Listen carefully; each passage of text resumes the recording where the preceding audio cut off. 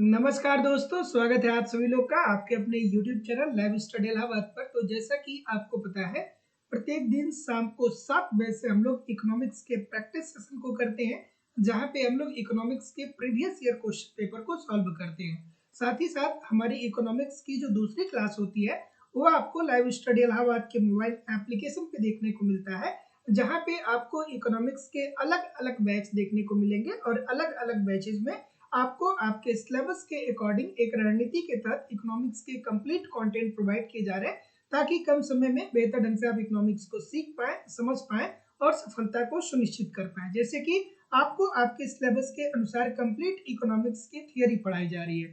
Theory पढ़ना बहुत जरूरी है, क्योंकि जब तक आपकी थियरी कंप्लीट नहीं होती है, तब तक सभी प्रकार के प्रश्नों को सॉल्व करने में बहुत सारी कठिनाइयों का आपको सामना करना पड़ता है। तो सिंपल सटीक साधारण भाषा में कंप्लीट आपको थियरी पढ़ाई जा रही है। इसकी लाइव क्लास होती है। अगर आप लाइव क्लास में नहीं जुड़ते हैं तो बाद में आपको रिकॉर्डेड क्लास भी मिल जाता है। साथ ही साथ यहाँ पे कंप्लीट आपको इकोनॉमिक्स के नोट्स भी दिए जा रहे हैं। मेरी खुद की हैंड राइटिंग का नोट्स में दे रहा हूँ, साथ ही साथ प्रिंटेड नोट्स भी दे रहा हूँ। नोट्स को कम से कम 1 घंटे रोज पढ़ते रहिए, ताकि आप एक तरफ वीडियो लेक्चर के माध्यम से थियरी पढ़ते रहे, दूसरी तरफ नोट्स के माध्यम से रिविजन करते रहे। आपको यहाँ पे टेस्ट सीरीज भी दिया जा रहा है, टेस्ट जरूर दीजिए। जब आप टेस्ट देते हैं तो ये बात समझ पाते हैं कि आपकी तैयारी कैसे चल रही है और आप गलत कहाँ पे कर रहे हैं। जहाँ पे भी गलतियां हो रही हैं उसमें सुधार करिए, फिर अगला टेस्ट दीजिए, जिससे आपकी एक्यूरेसी धीरे धीरे बेहतर होने लगे। साथ ही साथ यहाँ पे आपको प्रीवियस ईयर के क्वेश्चन पेपर भी दिए जा रहे हैं। डायरेक्टली इनडायरेक्टली बहुत सारे प्रश्न प्रीवियस ईयर से पूछे जाते हैं और आपको यहाँ पे करंट की भी क्लासेस देखने को मिलती है। मतलब सब कुछ प्रोवाइड कराना हमारी जिम्मेदारी है। बस आप ईमानदारी से इन सभी कंटेंट को एप्लीकेशन पे ठीक तरीके से फॉलो करते रहिए, यूट्यूब पे प्रैक्टिस करते रहिए। बहुत ही कम समय में बेहतर ढंग से आप इकोनॉमिक्स को सीख पाएंगे, समझ पाएंगे और सफलता सुनिश्चित कर पाएंगे। तो जो लोग भी एडमिशन लेना चाहते हैं, आप डिस्क्रिप्शन बॉक्स में जाइए, लाइव स्टडी इलाहाबाद के मोबाइल एप्लीकेशन का लिंक मिल जाएगा। एप्लीकेशन को डाउनलोड कर लीजिए और जिस परीक्षा की भी तैयारी आप कर रहे हैं, उस परीक्षा का कोर्स वहाँ पे मिल जाएगा। आप डायरेक्ट कोर्स को परचेज कर सकते हैं, या किसी भी प्रकार की इंक्वायरी के लिए आप मुझे इस नंबर पे कॉल कर सकते हैं या व्हाट्सएप मैसेज भी कर सकते हैं। आपको इकोनॉमिक्स के सभी बैच मिल जाएंगे, जैसे उत्तर प्रदेश में टीजीटी, उत्तर प्रदेश में PGT, GIC lecturer, LT grade. Bihar में आपको 4.0 5.0 के लिए बैच मिल जाएगा। बिहार में सेट के लिए बैच मिल जाएगा। मध्य प्रदेश में वर्ग 1, मध्य प्रदेश में वर्ग 2, मध्य प्रदेश में वर्ग 3, मध्य प्रदेश में सेट के लिए अलग अलग बैच आपको मिल जाएंगे। उत्तराखंड में लेक्चरर के लिए, उत्तराखंड में एलटी ग्रेड के लिए, यूजीसी नेट के लिए, छत्तीसगढ़ में सेट के लिए, Jharkhand TGT, Jharkhand PGT, D++ अलग अलग राज्यों में असिस्टेंट प्रोफेसर, एनबीएस, केवीएस और अन्य परीक्षाओं के भी बैच आपको मिल जाएंगे। तो जो लोग भी सीरियस होके हमारे साथ तैयारी करना चाहते हैं, आप 2 घंटे कम से कम मुझे एप्लीकेशन पे दीजिए, 2 घंटे यूट्यूब पे दीजिए। निश्चित तौर पे बहुत कम समय में आप इकोनॉमिक्स को सीखेंगे, समझेंगे और सफलता को सुनिश्चित करेंगे। क्योंकि इकोनॉमिक्स में ये जरूरी होता है कि आप ऑब्जेक्टिव क्वेश्चन भी पढ़ें और थियरी भी पढ़ें। थियरी और ऑब्जेक्टिव एक दूसरे के पूरक होते हैं। So good evening everybody. अब हम लोग मूव करते हैं अपने सेशन की तरफ, और आज के सेशन का पहला प्रश्न आप लोगों के सामने ये रहा कि भारत में सीमांत जोत का आकार होता है। ठीक है, तो अब ये जो प्रश्न बना है ना, वो जोतों के प्रकार से बना हुआ है। चलिए आप इस प्रश्न का उत्तर करिए। ठीक है, तो अगर जो हम बात करें कि भारत में कितने प्रकार के जोत पाए जाते हैं, ये इंपॉर्टेंट प्रश्न है। कॉपी पेन अपने पास रखिएगा और नोट डाउन भी करते रहिएगा। ठीक है, तो सबसे पहली जो भारत में जोत के आधार पे भूखंड को कितनी भागों में विभाजित किया जाता है, तो मुख्य रूप से 5 भागों में विभाजित किया जाता है। लिख लीजिएगा, कॉपी पेन पास में रखिएगा, ये इंपॉर्टेंट है, बार बार यहाँ से प्रश्न आता है। तो भारत में जोतों के आकार के आधार पे भूखंड को 5 श्रेणियों में विभाजित करते हैं, और सबसे पहला जो आपका होता है वो होता है सीमांत जोत। सीमांत जोत, तो सीमांत जोत का मतलब क्या होता है? सीमांत जोत ऐसे जोत होते हैं जो 1 हेक्टेयर के आसपास होते हैं या 1 हेक्टेयर से कम होते हैं। ठीक है, 1 हेक्टेयर से कम, 1 हेक्टेयर से कम। अगर जो कोई भूखंड है और वो 1 हेक्टेयर से कम है, तो इस प्रकार के भूखंड को या इस प्रकार के जोत को हम लोग सीमांत जोत बोलेंगे। तो यहाँ पे प्रश्न में जितने लोग भी ये बोल रहे हैं कि देखिए सर भारत में सीमांत जोत का आकार कैसा है, तो 1 हेक्टेयर से कम है। तो सीमांत जोत ऐसी जोत होती है जो 1 हेक्टेयर से कम हो। यही आपको दूसरी बात भी ध्यान में आना चाहिए कि फिर लघु जोत क्या होता है। लघु जोत भी पूछा जाता है आप लोग के पेपर में कि लघु जोत का मतलब क्या होता है। तो लघु जोत ऐसे जोत होते हैं जो 1 हेक्टेयर से 2 हेक्टेयर के बीच के होते हैं। 1 हेक्टेयर से 2 हेक्टेयर के बीच के जो जोत होते हैं उसे लघु जोत बोलते हैं। उसके बाद तीसरा इसमें आपको ध्यान में रखना होगा कि लघु मध्यम जोत क्या होता है। लघु मध्यम जोत, तो लघु मध्यम जोत क्या होता है, तो लघु मध्यम जोत ऐसे भूखंड होते हैं जो 2 हेक्टेयर से लेकर के 4 हेक्टेयर के बीच में होते हैं। 2 हेक्टेयर से 4 हेक्टेयर। उसके बाद चौथा होता है मध्यम जोत।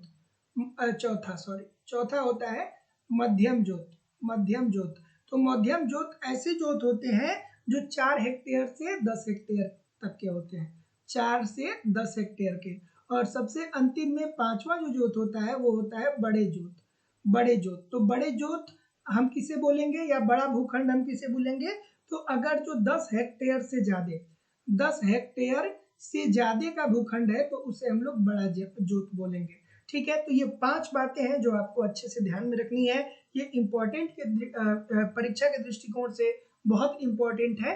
तो भारत में सीमांत जोत का आकार कैसा है, तो 1 हेक्टेयर से कम है। तो सीमांत जोत ऐसे जोत होते हैं जो 1 हेक्टेयर से कम होते हैं। तो भारत में अगर जो जोत के आधार पे भूखंड का वर्गीकरण किया जाता है तो 5 प्रकार के जोत पाए जाते हैं। पहला सीमांत जोत, ऐसी जोत जो 1 हेक्टेयर से कम हो। दूसरा लघु जोत जो 1 से 2 हेक्टेयर के बीच में हो। तीसरा लघु मध्यम जोत जो 2 से 4 हेक्टेयर हो। चौथा मध्यम जोत जो 4 से 10 हेक्टेयर के बीच में हो। और पांचवा बड़े जोत जो 10 हेक्टेयर से ज्यादा हो। सो ऑप्शन नंबर ए। अगला कि भारत में कृषि आय पर कर लगाने के प्रश्न पर भारतीय सरकार द्वारा बनाई गई समिति के अध्यक्ष निम्नलिखित कौन थे।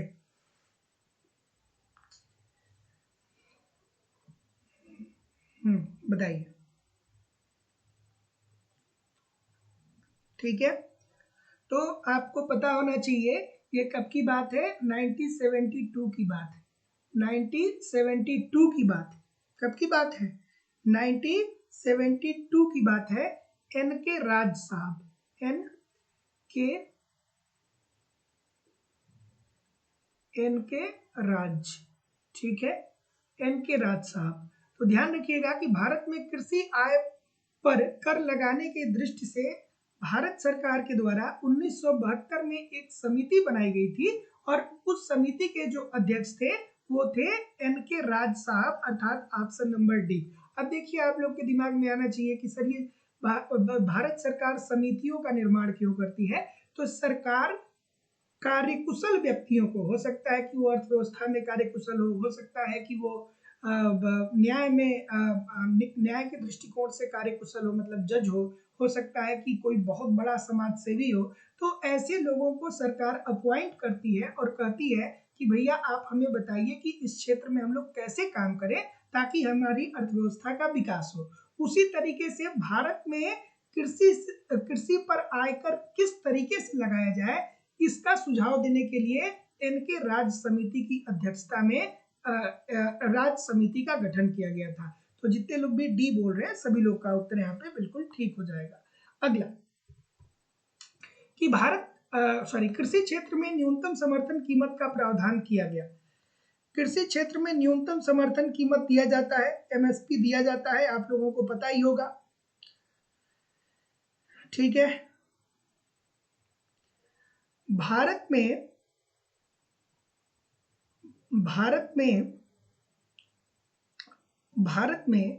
कितने फसलों को एमएसपी के अंतर्गत रखा गया है, आप सभी लोग मुझे बताइएगा। आप सभी लोग बताइएगा कि भारत में कितने ऐसे फसल हैं जिसको एमएसपी के अंतर्गत रखा गया है। और साथ ही साथ ये भी बताइएगा कि गन्ना क्या एमएसपी के अंतर्गत आता है, और अगर जो नहीं आता है तो फिर वो किसके अंतर्गत आता है, ये भी कमेंट करके बताइएगा। हाँ, तो ऑप्शन नंबर क्या बोल रहे हैं, डी। ठीक है, चलिए तो देखिए एमएसपी जिसके अंतर्गत भारत सरकार किसानों को न्यूनतम समर्थन कीमत प्रदान करती है ताकि किसान अपने जीवन का निर्वहन अच्छे से कर सके और साथ ही साथ आने वाले समय में वो अपने फसलों के लिए उच्च क्वालिटी के बीज खरीद सकें, कृषि में यांत्रिकरण ला सकें और बढ़िया से उत्पादन करें। इसीलिए सरकार ये सुनिश्चित करती है कि भैया किसान आप खेती करिए, हम आपकी फसलों को खरीदेंगे। तो जितने लोग भी ऑप्शन नंबर क्या बोल रहे हैं, ऑप्शन नंबर क्या बोल रहे हैं, तो जितने लोग भी ऑप्शन नंबर डी बोल रहे हैं कि दिए गए वर्ष में बाहुल्य की स्थिति में कीमत को घटने से रोकना, देयर इज नो डाउट, बिल्कुल ठीक है। एक बार आप देखते हैं ना कि भारत में क्या होता है कि आलू 10 रुपए किलो बिकता है, 5 रुपए किलो बिकता है, और एक समय ऐसा आता है जब 60 रुपए बिकता है।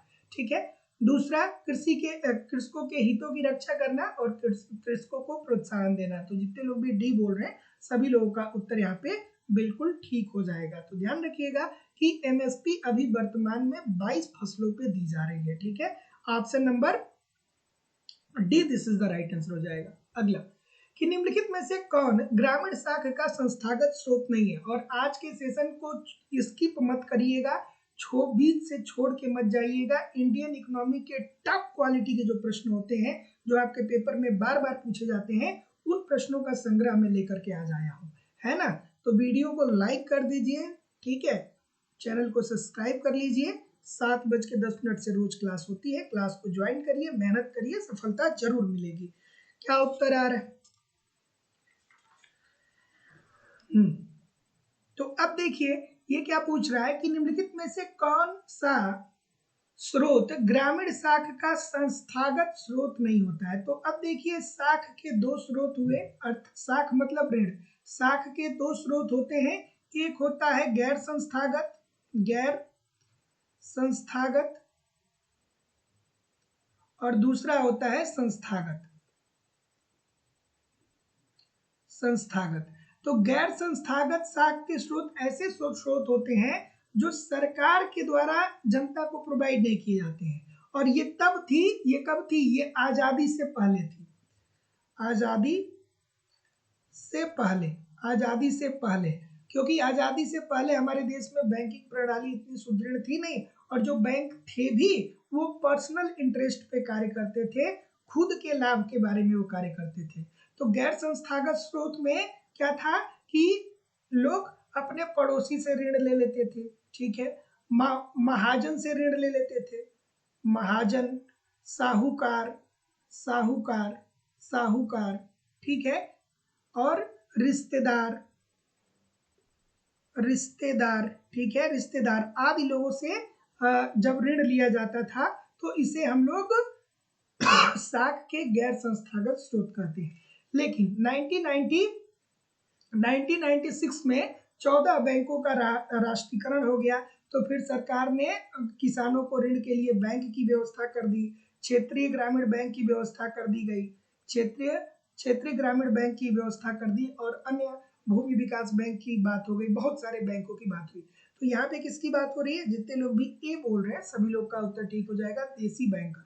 और देसी बैंकर के अंतर्गत कौन आता है? महाजन आते हैं, साहूकार आते हैं, रिश्तेदार आते हैं।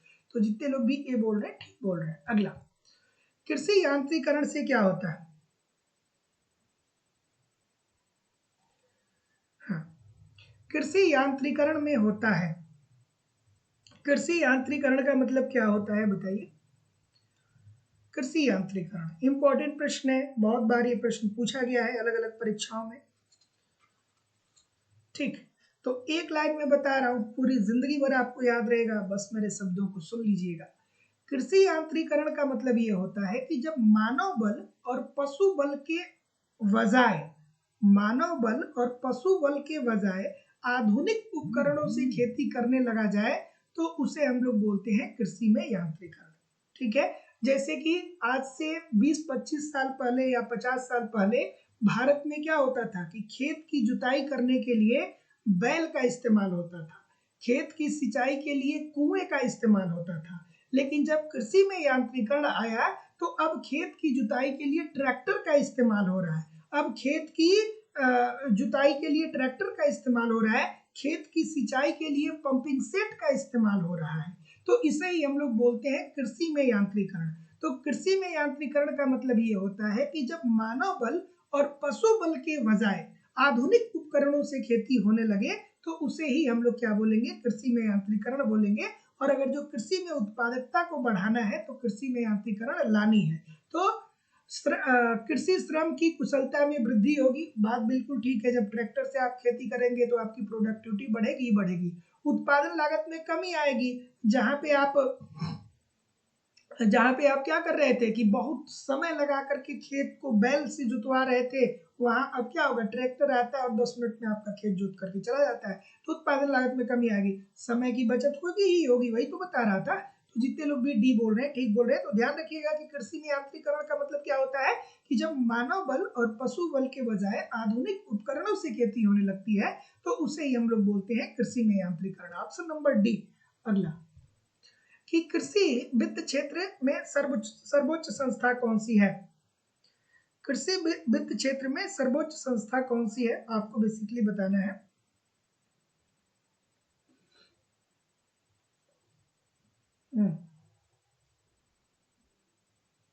तो इजी सी बात है, सबको पता होगा कि कृषि वित्त क्षेत्र में सर्वोच्च संस्था जो है, कृषि के लिए वित्त प्रोवाइड करने वाली जो सर्वोच्च संस्था है वो नाबार्ड है। नाबार्ड की स्थापना कब होती है? नाबार्ड की स्थापना 12 जुलाई 1982 को होती है। नाबार्ड की स्थापना 12 जुलाई 1982 को होती है। किस कमेटी की अनुशंसा के आधार पे होती है? तो शिवरामन कमेटी की अनुशंसा के आधार पे होती है। और ये कृषि क्षेत्र में अल्पकालिक ऋण देता है। कृषि क्षेत्र में अल्पकालिक ऋण देता है, अल्पकालिक, ठीक है। और अन्य क्षेत्रों में, औद्योगिक क्षेत्रों में या अन्य क्षेत्रों में ये दीर्घकालिक ऋण देता है, अन्य में ये दीर्घकालिक ऋण भी देता है। सो ऑप्शन नंबर, जितने लोग भी क्या बोल रहे हैं, ये बोल रहे हैं, सभी लोग का उत्तर ठीक है। अगला कि भारत में राष्ट्रीय कृषि नीति की घोषणा कब की गई? बताइए कि भारत में राष्ट्रीय कृषि नीति की घोषणा कब की गई? क्या बोल रहे हैं?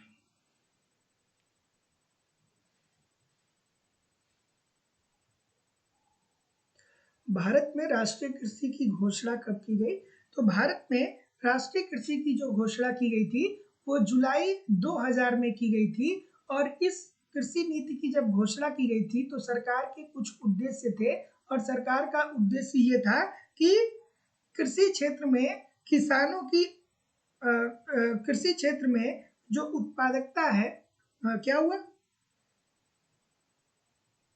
ठीक है। कृषि क्षेत्र में पहला उद्देश्य इसमें यह था कि कृषि क्षेत्र में जो उत्पादकता है उसको 4% से ज्यादा क्या कर दिया जाए, बढ़ा दिया जाए, ठीक है। उसके बाद नई नई टेक्नोलॉजी लाया जाए और कृषि का विकास किया जाए। तो जितने लोग भी ऑप्शन नंबर ए बोल रहे हैं सभी लोग का उत्तर ठीक हो जाएगा। अब ये पूरा टॉपिक ही बनता है, अगर जो आप सिलेबस देखेंगे तो एक जगह ये मेंशन है कि राष्ट्रीय कृषि नीति, ये एक टॉपिक ही बनता है। तो जितने लोग भी ए बोल रहे हैं सही बोल रहे हैं। अगला कि कृषि श्रम मूल्य सूचकांक का उपयोग औस्फीति कारक के रूप में करने का सुझाव देने वाला निर्धनता अध्ययन किसने किया था? इंपॉर्टेंट प्रश्न है। सभी लोग वीडियो को लाइक शेयर कर दीजिए। गुंजा मौर्य जी, शिवानी श्रीवास्तव जी, महेंद्र सिंह जी, बृष्टि जी, पुष्पा शर्मा जी, दीपक शर्मा जी, रंजू जी, अक्षय गौरी जी, अजय जी, ललिता जी,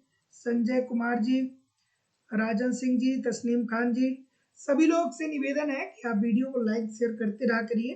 क्लास आपकी है, आप नहीं लाइक करेंगे, आप नहीं शेयर करेंगे तो कौन करेगा? ऑप्शन नंबर क्या बोल रहे हैं? ये बोल रहे हैं सभी लोग, सभी लोग ये बोल रहे हैं, ये बोल रहे हैं। और कोई ए के अलावा, ए के अलावा कोई नहीं है? Option number A.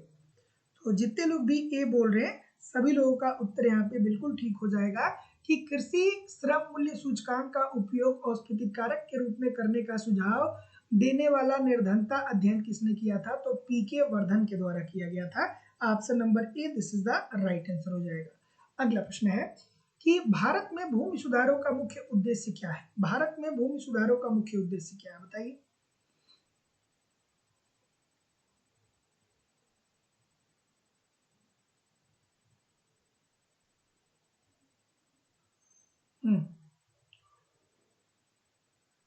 तो देखिए, भारत में जब भूमि सुधार होता है तो जमींदारी का उन्मूलन किया जाता है, ठीक है। भूमि की हदबंदी की जाती है, चकबंदी की जाती है, किया जाता है कि नहीं किया जाता है। तो जितने लोग भी क्या बोल रहे हैं, सी बोल रहे हैं, तो जितने लोग भी सी बोलेंगे सभी लोग का उत्तर ठीक होगा कि जब भूमि सुधार किया गया तो क्या किया गया, साहूकारी व्यवस्था को समाप्त किया गया, चकबंदी लाया गया कि नहीं, जमींदारी प्रथा को समाप्त किया गया। तो जमींदारी प्रथा को क्यों समाप्त किया गया, क्यों, इसलिए समाप्त किया गया ताकि जिसकी भूमि है वही अपनी भूमि पे उत्पादन कर सके। अर्थात भारत में भूमि सुधार का मुख्य उद्देश्य है कि जो मिट्टी जोतने वाले को सुरक्षा प्रदान करना, अर्थात जिसकी भूमि है उसको सुरक्षा दिया जाए कि वो अपने अनुसार अपनी भूमि पे खेती करे। ऑप्शन नंबर सी अगला है कि निम्नलिखित फसल बीमा योजनाओं को उनके शुरू किए जाने का कालक्रम अनुसार व्यवस्थित करिए। इंपॉर्टेंट प्रश्न है, बहुत इंपॉर्टेंट प्रश्न है, बताइए।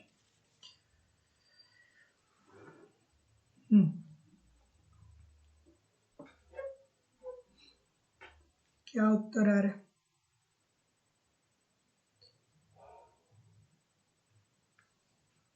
ठीक।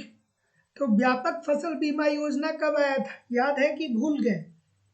थियरी की क्लास जा करके रिवाइज करिए एप्लीकेशन पे। जो लोग एडमिशन नहीं लिए हैं वो एडमिशन लेने के बाद कर सकते हैं, जो लोग लिए हैं वो लोग जरूर रिवाइज किया करिएगा। मैं बार बार आप लोगों से बोल रहा हूँ, बहुत सारे स्टूडेंट को लगता है कि एक बार पढ़ लिए काम हो गया। एक बार, दो बार, तीन बार रिवीजन बहुत जरूरी है, बिना रिवीजन के सब कुछ बेहतर नहीं होगा। तो मेहनत करना पड़ेगा, रिवाइज करना पड़ेगा। अब देखिए, जो लोग नहीं रिवाइज करेंगे, जो लोग नहीं पढ़ेंगे इसकी थियरी को, जो एक क्रम से सरकार की योजनाओं को नहीं पढ़ेंगे, उनको कुछ समझ ही नहीं आएगा। फिर वो तुक्का मारेंगे और कहेंगे कि हमने बहुत मेहनत किया फिर भी हमको जीवन में असफलता मिल गया। तो देखिए, हाँ, व्यापक फसल बीमा योजना की अगर जो हम लोग बात करें तो ये कब प्रकाश में आया था, तो ये आया था 1985 में। 1985 में व्यापक फसल बीमा योजना आता है। राष्ट्रीय कृषि बीमा योजना की शुरुआत कब होती है, 1999 1999 2000 में, 1999 2000 में। उसके बाद संशोधित राष्ट्रीय कृषि बीमा योजना की बात करें तो ये 2010 2011 2010 2011। और प्रधानमंत्री फसल बीमा योजना तो सबको पता होना चाहिए, 2016 में इसकी शुरुआत हुई थी। तो जितने लोग भी ए बोल रहे हैं सभी लोग का उत्तर ठीक हो जाएगा, 1 2 3 और 4 this is the right answer हो जाएगा। अगला प्रश्न है अभिकथन और तर्क, चलिए बताइए।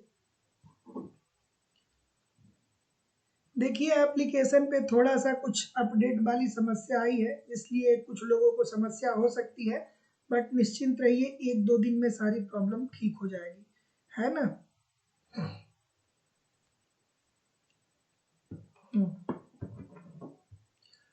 कि भारतीय कृषि में अभी भी श्रमिकों के एक बड़े भाग का उपयोग हो रहा है, क्या ये बात सही है। और अगर जो ये बात सही है तो कृषि क्षेत्र में रोजगार लोच उच्च है, चलिए बताइए। तो ये बात तो बिल्कुल ठीक है कि भारत क्या है, भारत एक गांवों का देश है और अभी भी मेजोरिटी ऑफ द पीपुल जो है वो गांव में ही रहते हैं, और गांव में रहते हैं तो भैया वो खेती ही करते हैं। तो भारतीय कृषि में अभी भी श्रमिकों के एक बड़े भाग का उपयोग हो रहा है, क्यों, क्योंकि भारत जैसे देश में निरक्षरता भी एक समस्या है। क्योंकि जब कोई पढ़ा लिखा ही नहीं रहेगा तो और क्या करेगा, खेती ही तो करेगा ना। तो निरक्षरता के कारण क्या है, निरक्षरता, और बड़े पैमाने पे लोग अभी भी ग्रामीण एरिया से बिलोंग करते हैं। तो इसलिए भारतीय कृषि में अभी भी श्रमिकों की एक बड़े भाग का उपयोग हो रहा है, देयर इज नो डाउट, ठीक है, ये बात बिल्कुल सही है। आगे, कृषि क्षेत्र में रोजगार लोच उच्च है, नहीं भैया, कृषि क्षेत्र में अदृश्य बेरोजगारी टाइप की चीजें पाई जाती हैं। तो ये नहीं कहा जा सकता है कि कृषि में रोजगार ज्यादा मिल रहा है, रोजगार नहीं मिल रहा है। कृषि क्षेत्र में प्रचंड बेरोजगारी, अदृश्य बेरोजगारी या छुपी हुई बेरोजगारी जिसे बोलते हैं, वो देखने को मिलता है। तो लगे तो बहुत लोग रहते हैं, लेकिन बहुत लोग ऐसे होते हैं जिनका कृषि में लगे रहने और ना लगे रहने से उत्पादकता पे कोई असर नहीं पड़ता है। तो ये बात तो आपकी गलत हो जाएगी। तो जितने लोग भी सी बोल रहे हैं कि सर ए सही है किंतु आर सही नहीं है, सभी लोग का उत्तर ठीक है। अगला, अभिकथन और तर्क। अभिकथन और तर्क बताइए। अभिकथन है और तर्क।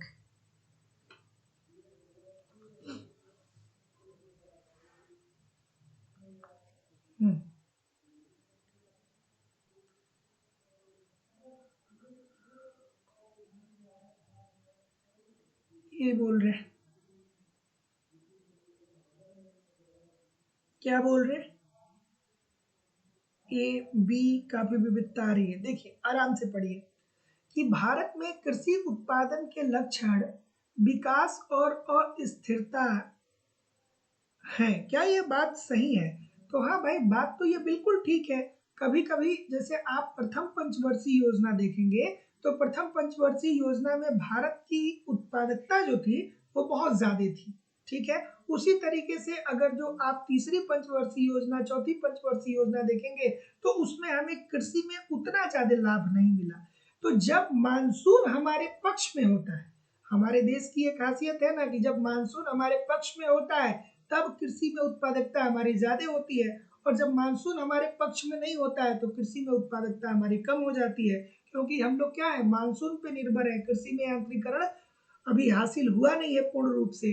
तो ये वाली बात तो बिल्कुल ठीक है। आगे देखिए कि भारत में कृषि उत्पादन में स्पष्ट रूप से अंतर क्षेत्रीय और अंतर फसली अंतर पाया जाता है। बिल्कुल ठीक है, कृषि में अंतर क्षेत्रीय और अंतर फसली अंतर पाया जाता है। इसका मतलब क्या है कि अगर जो उत्तर प्रदेश में आप देखेंगे तो उत्तर प्रदेश में गेहूं, चावल, सरसों ज्यादा होता है, ठीक है। वही आप हिमाचल प्रदेश में देखेंगे तो वहां पे क्या होता है कि वहां पे अलग प्रकार की फसल होती है। जम्मू कश्मीर में देखेंगे वहां पे अलग प्रकार की फसल होती है। उत्तराखंड में देखेंगे वहां अलग प्रकार की फसल होती है। मध्य प्रदेश में लाल मिट्टी है, वहां पे अलग प्रकार की फसलें होती हैं। तो फसल जो है वो डिपेंड, गुजरात में देखेंगे तो वहाँ काली मिट्टी है, वहां पे अलग प्रकार की फसलें होती हैं, है ना। तो अंतर भारतीय अर्थव्यवस्था में अंतर फसली गुण भी पाया जाता है, देयर इज नो डाउट। तो जितने लोग भी ऑप्शन नंबर क्या बोल रहे हैं, ए बोल रहे हैं कि सर ए और आर दोनों सही है और आर ए का सही व्याख्या कर रहा है, सभी लोग का उत्तर यहाँ पे बिल्कुल ठीक हो जाएगा। Option number A, this is the right answer हो जाएगा। अगला प्रश्न है कि भारत में औसत भूजोत के सतत घटते आकार के निम्नलिखित कारणों पर विचार करिए और विचार करके कूट का चयन करिए।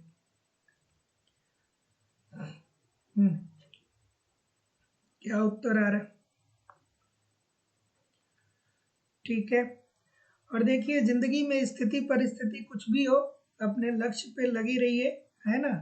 क्योंकि जिस दिन सफलता मिलती है ना, उस दिन 1 मिनट में पूरी जिंदगी का खेल बदल जाता है। 1 मिनट में पूरी जिंदगी का खेल बदल जाता है। लेकिन सफलता प्राप्त करने के लिए जिंदगी का बहुत बड़ा समय उसके ऊपर लगाना पड़ता है। तो लगे रहिए, कभी भी डिमोटिवेट ना होइए, हमेशा ऊर्जा में रहिए, मेहनत करिए, एक दिन सब कुछ बेहतर हो जाएगा। अगर जो आप ईमानदारी से मेहनत कर रहे हैं तो जिंदगी में निश्चित तौर पे आपको सफलता मिलेगी। बस ईमानदारी, सच्चे मन और भरपूर भरपूर प्रयास के साथ होना चाहिए, ठीक है। क्या उत्तर आ रहा है? और जितना भी मैं आप लोगों को करा रहा हूँ यही आपकी परीक्षा का स्टैंडर्ड है। इससे ज्यादा प्रश्न कहाँ से बना देगा, किसी दूसरी धरती से प्रश्न थोड़ी बन जाएगा। मैं रोज क्लास कराता हूँ, यहाँ पे भी इतनी सारी क्लासेस होती हैं, यूट्यूब पे भी इतनी सारी क्लासेस होती हैं। अगर जो ठीक तरीके से आप मुझे यूट्यूब पे फॉलो कर रहे हैं, ठीक तरीके से आप मुझे एप्लीकेशन पे फॉलो कर रहे हैं, तो कहाँ से प्रश्न बनेगा। बस 1.5-2 घंटे मुझे एप्लीकेशन पे ठीक से फॉलो करिए, बढ़िया से पढ़िए, जो भी नोट्स, जो भी क्लासेस वहाँ पे कराई जा रही है थियोरी की उसको पढ़िए, जो नोट्स दिए जा रहे हैं उससे रिवीजन करिए, टेस्ट सीरीज दीजिए, गलतियों को पहचानिए, उसमें सुधार करिए, प्रीवियस ईयर को देखिए, करंट देखिए, यूट्यूब पे प्रैक्टिस करिए। प्रश्न कहाँ से बनेगा यार, सब कुछ कवर हो जाएगा। तो जो लोग भी एप्लीकेशन पे अभी तक हमारे साथ नहीं जुड़े हैं, आप यथाशीघ्र जुड़ सकते हैं। लाइव स्टडी इलाहाबाद के मोबाइल एप्लीकेशन का लिंक आपको एप्लीकेशन डिस्क्रिप्शन बॉक्स में मिल जाएगा। वहां से आप एप्लीकेशन को डाउनलोड करके जिस परीक्षा की भी तैयारी आप कर रहे हैं उसका डायरेक्ट कोर्स परचेज कर सकते हैं। वन टाइम फीस आपको केवल सबमिट करनी है, लाइफ टाइम की वैलिडिटी के साथ। एडमिशन फीस केवल और केवल 2000 रुपये है। और जो लोग भी किसी भी प्रकार की इंक्वायरी अगर जो आपको चाहिए तो आप मुझे इस नंबर पे कॉल कर सकते हैं या व्हाट्सएप मैसेज भी कर सकते हैं। क्या उत्तर आ रहा है कि भारत में औसत भूजोत के सतत घटते आकार के निम्नलिखित कारणों पर विचार करिए और विचार करके बताइए। अब देखिए, अब इसका कहने का क्या मतलब है कि भारत में औसत भूजोत घट रहा है। औसत भूजोत घट रहा है, मान लीजिए कि भारत में, उदाहरण के तौर पे मान लीजिए जिसको ये बात समझ में नहीं आती है, मान लीजिए कि भारत में 100 एकड़ जमीन है, तो 100 एकड़ जमीन है और भारत की जनसंख्या अगर जो 50 है, तो इसका मतलब कि क्या हुआ कि हर व्यक्ति के पास 2 एकड़ की भूमि है। लेकिन अब यहाँ पे क्या हो रहा है कि भारत में औसत भूजोत के सतत घटते क्रम कब घटेगा, तब घटेगा ना जब जनसंख्या बढ़ेगी। जब जनसंख्या बढ़ेगी, जब जनसंख्या बढ़ेगी, तो जब जनसंख्या बढ़ेगी तो परिवार का विखंडन होगा। एक व्यक्ति थे जिनका नाम था रामलाल। रामलाल के 4 बच्चे हो गए। रामलाल के पास 4 एकड़ भूमि थी, अब सब में एक एक एकड़ डिवाइड हो जाएगा। तो सपोज करिए कि जनसंख्या बढ़ रहा है, तो 100 एकड़ ही भूमि है भारतीय अर्थव्यवस्था में, और अब जनसंख्या बढ़ के 100 लोगों की हो गई, तो अब सबके हिस्से में क्या आएगा, एक एक एकड़ ही तो जमीन आएगा ना।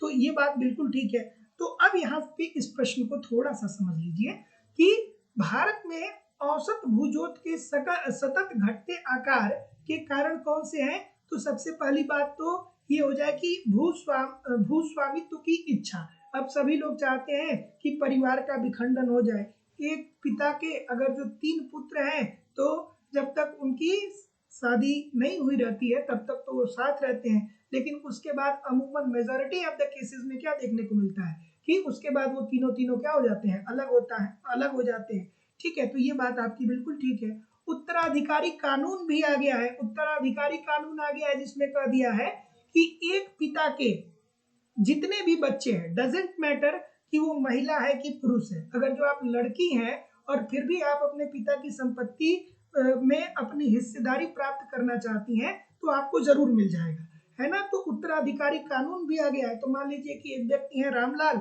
उनका एक पुत्र है, एक पुत्री है, तो अब भैया पुत्र पुत्री दोनों में जमीन बटेगा ना, तो जब जमीन बटेगा तो भूखंड का आकार छोटा ही होगा। इजी सी बात है। तो जितने लोग भी डी बोल रहे हैं कि सी और डी सही होगा, सभी लोग का उत्तर यहाँ पे बिल्कुल ठीक हो जाएगा। अगला,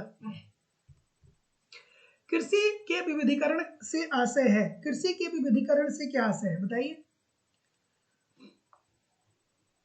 कृषि के विविधीकरण से क्या आशय है।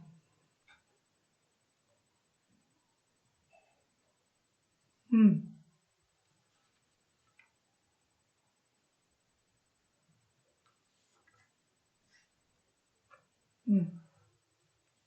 कृषि के विविधीकरण से आशय क्या है बताइए मुझे। कृषि में विविधीकरण से क्या आशय है।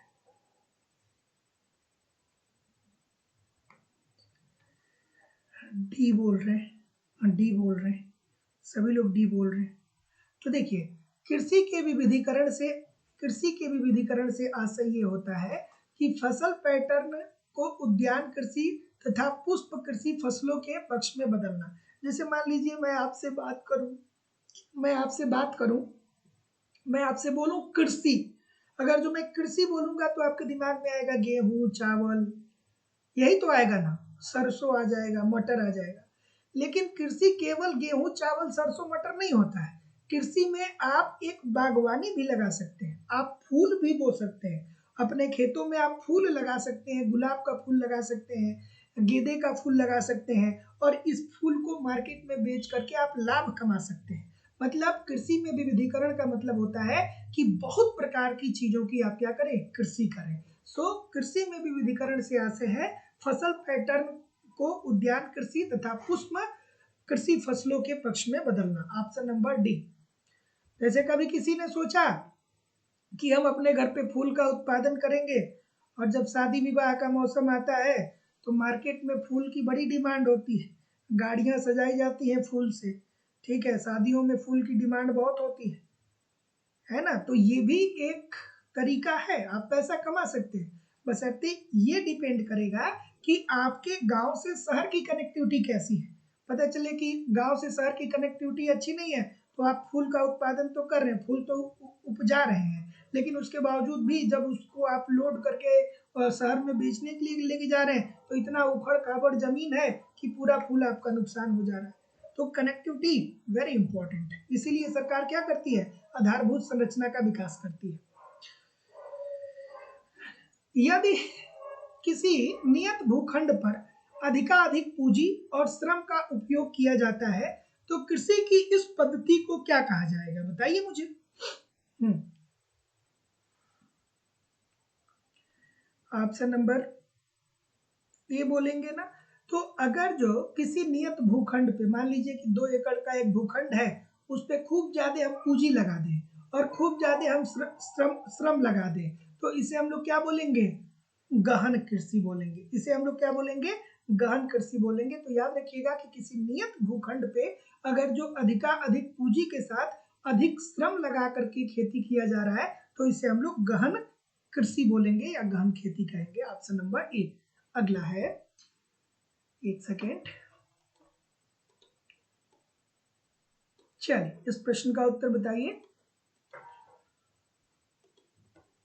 संजय कुमार जी, दीपक शर्मा जी, सुनीता शर्मा जी, तस्नीम खान जी, महेंद्र सिंह जी, ललिता जी, शुभांकर कश्यप जी, नौशाद अली जी, हलचल अंसारी जी, मंजुला शर्मा जी, संजय बहादुर लाल जी, रंजू जी, अजय जी, पिंकी जी, सभी लोगों से निवेदन है आप लोग वीडियो को लाइक और शेयर भी करते रहा करिए। क्या उत्तर आ रहा है इस प्रश्न का? अब इजी सी बात है, अभी कुछ देर पहले हम लोग इस प्रश्न के बारे में डिस्कशन कर रहे थे। क्या डिस्कशन कर रहे थे भाई? चलिए देखते हैं कि न्यूनतम समर्थन कीमत के बारे में सही संयोजन को आपको ज्ञात करना है। तो न्यूनतम समर्थन कीमत की बात करें तो ये क्या करता है, ये क्या करता है, यह किसानों की पैदावार के लिए न्यूनतम निश्चित कीमत को सुनिश्चित करता है। जैसे कहा जाता है ना कि गेहूं की एमएसपी क्या है, चावल की एमएसपी क्या है, तो एक निश्चित कीमत होता है ना कि सरकार भैया उनसे क्या करती है, इस दाम पे गेहूं को और चावल को खरीद लेती है। ये तो बात बिल्कुल ठीक हो जाएगी। और जब सरकार गेहूं और चावल को खरीदता है, क्या बोल रहे हैं, ठीक है।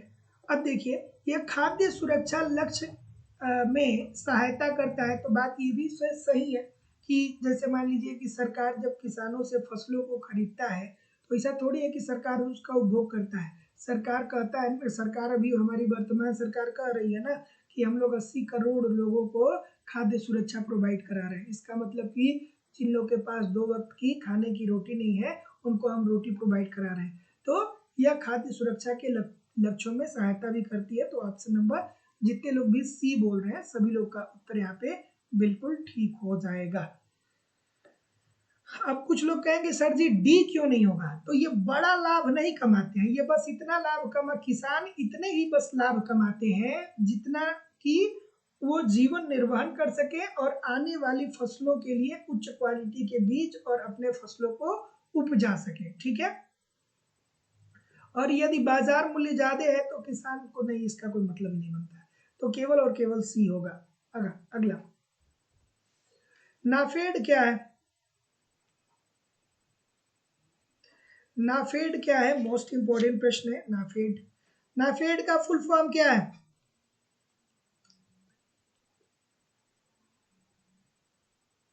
नाफेड का फुल फॉर्म क्या है, सभी लोग कमेंट करके बताइए। हाँ, क्या बोल रहे हैं?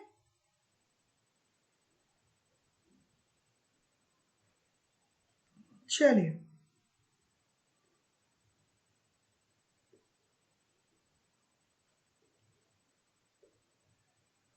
इंग्लिश में क्या बोलेंगे इसे?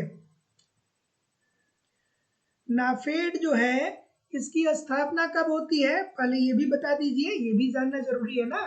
तो राष्ट्रीय सहकारी विपणन विपणन संघ, और इसकी स्थापना कब होती है, इसकी जो स्थापना होती है वो आपका 1958 में होता है, 1958 1998 में इसकी स्थापना होती है। और इसका फुल फॉर्म इंग्लिश में क्या है, तो इंग्लिश में है national agriculture cooperative marketing federation of India limited. ठीक है। और यह क्या है, यह एक सहकारी संगठन है। तो जितने लोग भी ऑप्शन नंबर डी बोल रहे हैं सभी लोगों का उत्तर यहाँ पे बिल्कुल ठीक हो जाएगा। तो फुल फॉर्म भी थोड़ा इसका याद रखिएगा। अगला प्रश्न है कि भारतवासियों की आजीविका का मुख्य स्रोत कृषि है, क्या ये बात सही है? और अगर जो ये बात सही है तो तर्क दिया जा रहा है कि कृषि क्षेत्र के विकास को बढ़ावा देने के लिए आवश्यक उपायों को अपनाया जाना चाहिए। क्या उत्तर आ रहा है?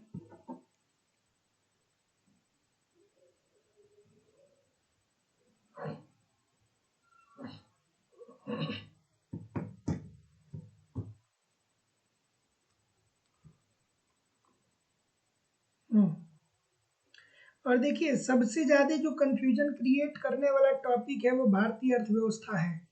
तो भारतीय अर्थव्यवस्था को हल्के में नहीं लेना चाहिए, भारतीय अर्थव्यवस्था को बहुत ज्यादा दिमाग को कंसंट्रेट करके पढ़ना चाहिए, क्योंकि भारतीय अर्थव्यवस्था में जितने भी टॉपिक हैं अगर जो एक बार आप समझ लेते हैं तो आसान है, अदरवाइज कंफ्यूजन क्रिएट करने वाले भी प्रश्न होते हैं।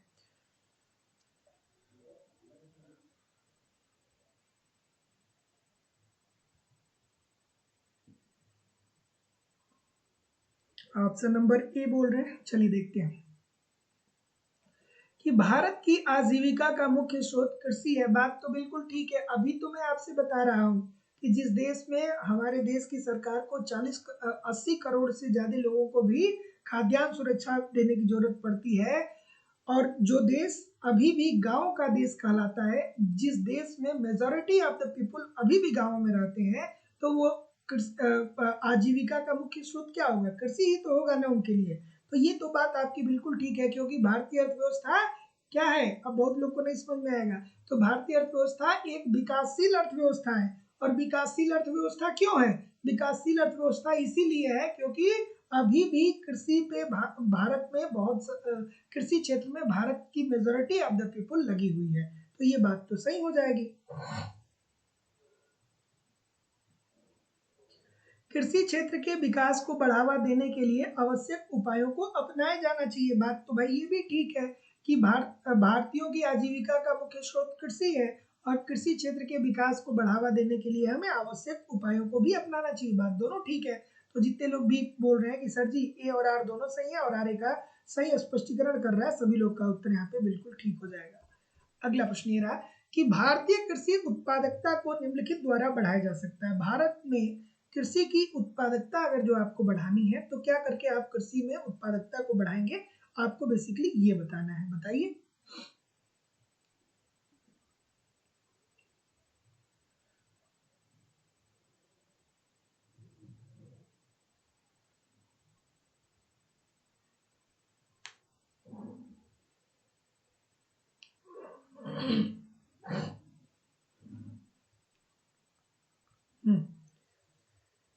क्या उत्तर आ रहा है?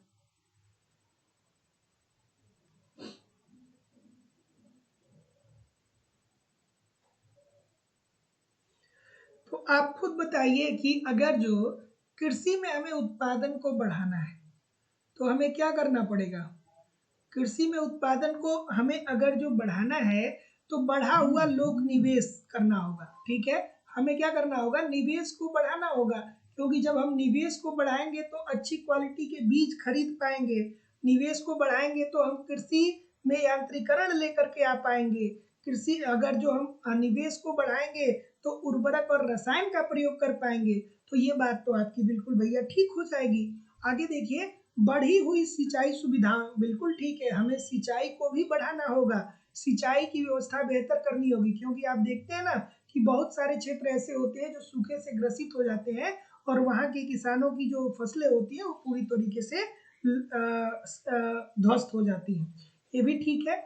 आगे है कि कृषकों की उच्चतर सहायक कीमत दी जाए। ये भी बात सही है भैया कि किसानों को अच्छा आप एमएसपी दें, ताकि किसान और मोटिवेट हो उत्पादन करने के लिए, और उनके पास ये श्योरिटी हो कि उनकी जो फसल होगी वो जरूर बिक जाएगी, और बिक जाएगी तो उन्हें लाभ होगा।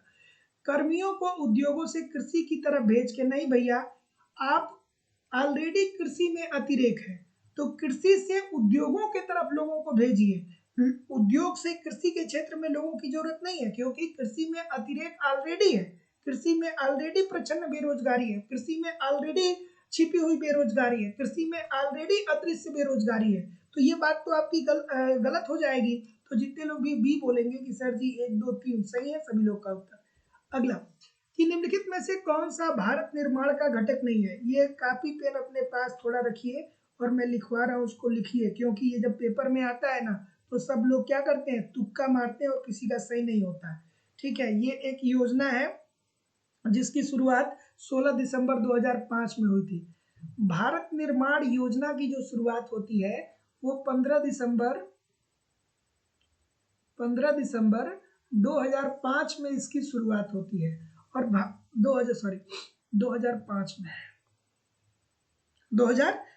में, और इस योजना के अंतर्गत 6 घटकों को शामिल किया गया। कितने घटकों को शामिल किया गया? 6 घटकों को शामिल किया गया। वो कौन कौन से घटक थे? तो पहला था आपका आवास, मतलब लोगों को आवास दिया जाए। दूसरा था सिंचाई सुविधा, किसानों को अच्छी सिंचाई सुविधा प्रोवाइड की जाए। तीसरा था कि अच्छी सड़कें लोगों को दी जाए, अच्छी सड़कें लोगों को दी जाए। चौथा था विद्युत दिया जाए लोगों को, विद्युतीकरण, विद्युत। पांचवा था पेयजल, और छठा था दूरसंचार। ये इंपॉर्टेंट है, कापी पेन हो पास में तो रख लीजिए, नहीं तो रट्टा मार के एग्जामिनेशन हॉल में पेपर में प्रश्न हो नहीं पाएगा, है ना। तो याद रखिएगा कि भारत निर्माण परियोजना या भारत निर्माण योजना की जो शुरुआत होती है वो कब होती है? वो होती है 15 दिसंबर 2005 में। और भारत का निर्माण करने के लिए भारत सरकार ने कहा कि हमें 6 क्षेत्रों में बढ़ावा देने की जरूरत है। और वो 6 क्षेत्र कौन कौन से हैं? कि जिन लोगों के पास आवास की सुविधा नहीं है उनको अच्छी आवास दी जाए, जिन किसानों के पास सिंचाई की सुविधा नहीं है उनको अच्छी सिंचाई दी जाए, जहाँ पे अच्छी सड़कें नहीं है वहाँ पे अच्छी सड़क बनाई जाए, जहाँ पे विद्युत नहीं है वहाँ पे विद्युत दिया जाए, जहाँ पे पेयजल की समस्या है वहाँ पे पेयजल प्रोवाइड किया जाए, और दूरसंचार विकसित किया जाए। जिससे क्या हो? जिससे निजी निवेश में बेहतरी हो, और जब निजी निवेश में बेहतरी होगी तो उत्पादकता का स्तर बढ़ेगा, और जब उत्पादन बढ़ेगा तो देश की राष्ट्रीय आय बढ़ेगी, और जब देश की राष्ट्रीय आय बढ़ेगी तो देश का आर्थिक विकास होगा। देश की राष्ट्रीय आय बढ़ेगी तो देश का क्या होगा? आर्थिक विकास होगा। ठीक है, सो ऑप्शन नंबर इसमें कौन सा नहीं है? इसमें कौन सा नहीं है भाई? तो कृषि आधारित उद्योग ना, बिल्कुल ठीक है, कृषि आधारित उद्योगों की बात नहीं की गई। Option number see this is the right answer हो जाएगा।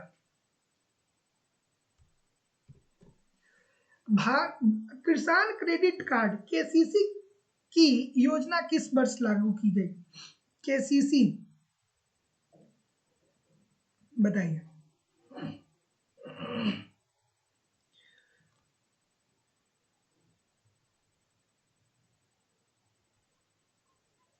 ठीक है, किसान क्रेडिट कार्ड योजना की जो शुरुआत होती है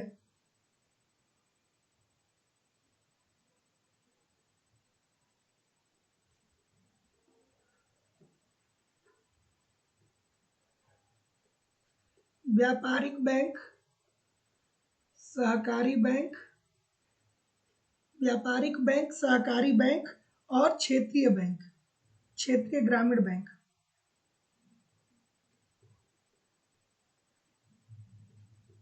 क्षेत्रीय ग्रामीण बैंक, ठीक है। तो सबसे पहले तो ये याद रखिएगा कि किसान क्रेडिट कार्ड योजना की जो शुरुआत होती है वो 1998-1999 वाले वित्तीय वर्ष में होती है। 1998-1999 वाले वित्तीय वर्ष में होती है। और इस योजना को चलाने के पीछे सरकार का उद्देश्य ये था कि किसानों को व्यापारिक बैंक, सहकारी बैंक और क्षेत्रीय ग्रामीण बैंकों की सहायता, क्षेत्रीय ग्रामीण बैंकों की सहायता से सुविधाजनक ऋण प्रोवाइड किया जाए, सुविधाजनक ऋण प्रोवाइड किया जाए। ठीक है, सो ऑप्शन नंबर सी, जितने लोग भी बोल रहे हैं सभी लोगों का उत्तर यहाँ पे बिल्कुल ठीक हो जाएगा। तो याद रखिएगा कि किसान क्रेडिट कार्ड अर्थात केसीसी की योजना किस वर्ष लागू होती है, तो 1998-99 में लागू होती है। और इसका मुख्य उद्देश्य ये था कि व्यापारिक बैंक, सहकारी बैंक और क्षेत्रीय ग्रामीण बैंकों के माध्यम से किसानों को सुगमता पूर्वक ऋण उपलब्ध कराया जाए, ताकि किसान क्या कर सके, अच्छे तरीके से खेती कर सकें और कृषि का विकास कर सकें। अगला कि अभिकथन दिया गया है और तर्क दिया गया है, थोड़ा आराम से करिए। अभिकथन और तर्क।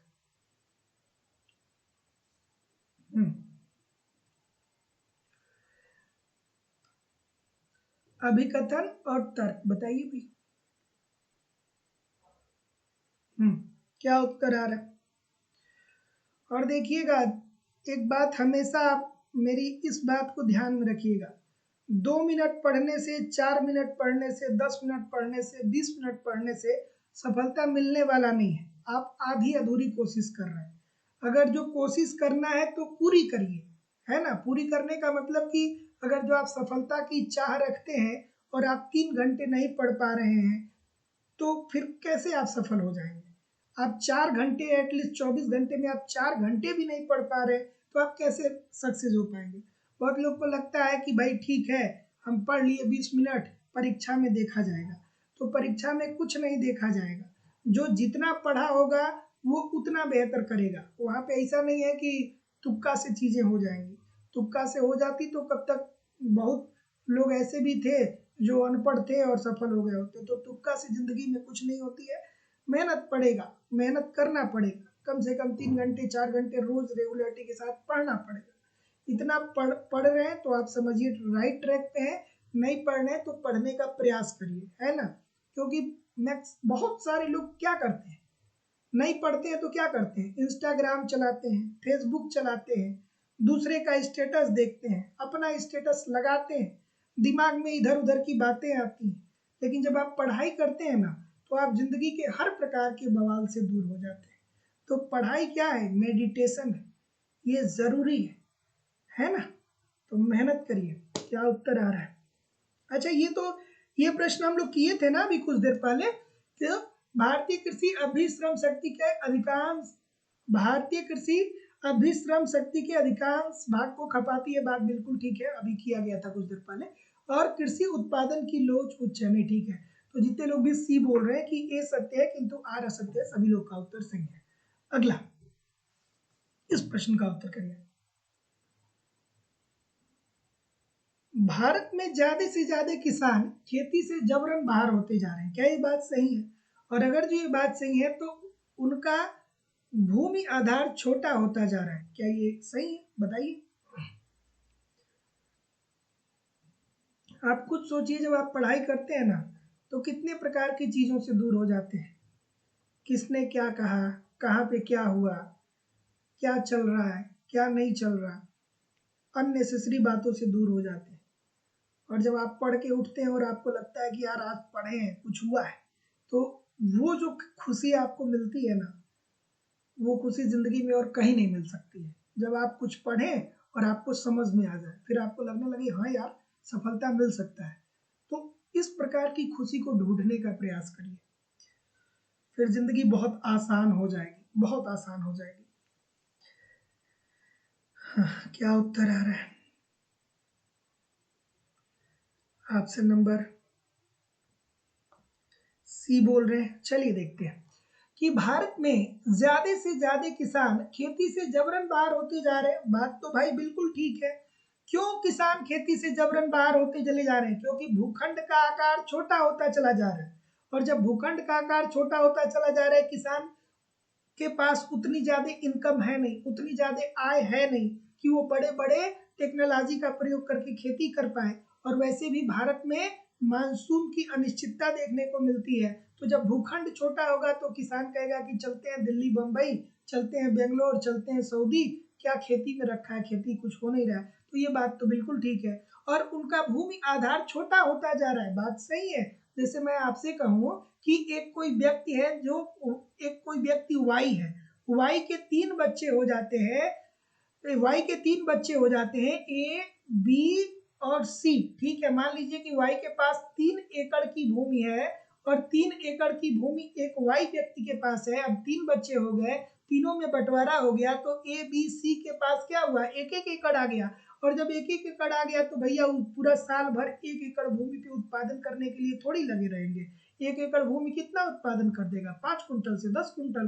तो 5-10 कुंटल के लिए वो पूरा अपना साल भर थोड़ी एक ही फसल में लगाएगा। तो बात तो ये भी ठीक है।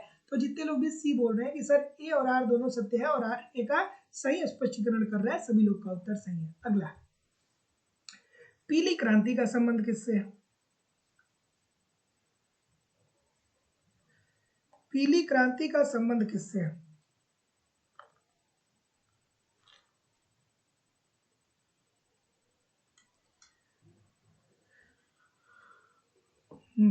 क्या उत्तर आ रहा है?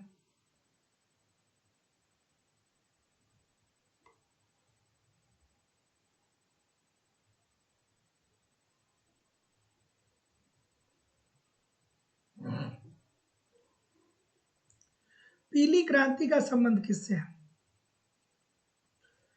तो जितने लोग भी क्या बोल रहे हैं, बी बोल रहे हैं, तिलहन से। अब देखिए, इसीलिए आपको सेशन को कभी भी मिस नहीं करना चाहिए। अब इस प्रकार के प्रश्न आप देखेंगे ना तो इकोनॉमिक्स के पेपर में 1-2 प्रश्न जरूर देखने को मिलते हैं, लेकिन बहुत लोग ऐसे होते हैं जो इस प्रश्न की प्रैक्टिस नहीं करते। तो जब नहीं प्रैक्टिस करेंगे तो एग्जामिनेशन में कंफ्यूजन ही कंफ्यूजन क्रिएट हो जाएगा। तो पीली क्रांति का जो संबंध है वो किससे है, वो है आपके तिलहन से। फिर आप याद रखिएगा कि भूरी क्रांति का संबंध किससे है। एक ये भी पूछा जाता है कि भूरी क्रांति का संबंध किससे है, तो भूरी क्रांति का संबंध उर्वरक से है। फिर आप याद रखिएगा कि श्वेत क्रांति का संबंध किससे है, तो श्वेत क्रांति का संबंध जो है वो किससे है, वो है आपके दूध से। ठीक है, तो ऑप्शन नंबर बी जितने लोग भी बोल रहे हैं सभी लोग का उत्तर ठीक हो जाएगा। अगला, कि भारत के पास कुल विश्व भूमि का कितना प्रतिशत भाग है, इंपॉर्टेंट है ये भी। कि भारत के पास कुल विश्व भूमि का कितना प्रतिशत है।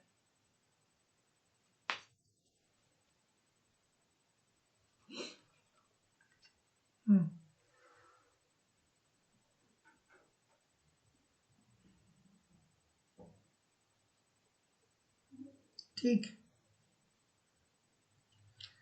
क्या बोल रहे हैं, सब ये बोल रहे हैं क्या? तो जितने लोग भी ए बोल रहे हैं सभी लोग का उत्तर ठीक है कि भारत के पास कुल विश्व भूमि का लगभग 2.4% है। 2.4% है। और क्षेत्रफल के दृष्टिकोण से विश्व का 7वां सबसे बड़ा देश है भारत। क्षेत्रफल के दृष्टिकोण से भारत जो है वो विश्व की 7वीं सबसे बड़ा देश है। और कृषि योग्य भूमि में दूसरा सबसे बड़ा। ठीक है, कृषि योग्य भूमि में दूसरा सबसे बड़ा है। तो जितने लोग भी ए बोल रहे हैं सभी लोग का उत्तर ठीक है। अगला प्रश्न, गंगा कल्याण योजना का उद्देश्य क्या है? गंगा कल्याण योजना का उद्देश्य क्या है बताइए।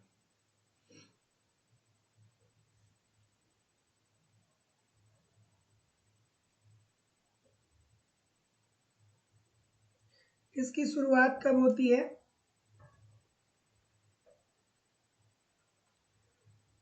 गंगा कल्याण योजना की शुरुआत कब होती है? 1 फरवरी 1997, याद रखिएगा।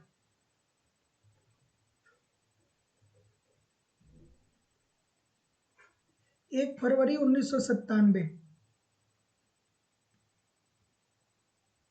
ठीक है, और इसको चलाने के पीछे सरकार का उद्देश्य ये था, सरकार का उद्देश्य क्या था कि जो गरीब किसान हैं उनको सिंचाई सुविधा उपलब्ध किया जाए, कराया जाए। किसके माध्यम से? ट्यूबवेल के माध्यम से। ट्यूबवेल और बोरवेल के माध्यम से। ट्यूबवेल और बोरवेल के माध्यम से। ट्यूबवेल सभी लोगों ने देखा है, हाँ? कई सारे होंगे जो ट्यूबवेल में खूब नहाए होंगे, है ना। एक जमाना हुआ करता था ट्यूबवेल का, मजा आता था। ठीक है, सो ऑप्शन नंबर सी जितने लोग भी कर रहे हैं सभी लोग का उत्तर ठीक है कि गंगा कल्याण योजना का उद्देश्य क्या है। तो गरीब किसानों को सबसे पहले तो ध्यान रखिएगा कि गंगा कल्याण योजना की शुरुआत कब होती है, 1 फरवरी 1997 में इसकी शुरुआत होती है। और गंगा कल्याण योजना चलाने के पीछे सरकार का उद्देश्य ये होता है कि जो गरीब किसान है उन्हें ट्यूबवेल और बोरवेल्स की सहायता से सिंचाई सुविधाएं उपलब्ध कराया जाए। Option number C. अगला, कपाट का संबंध किससे है।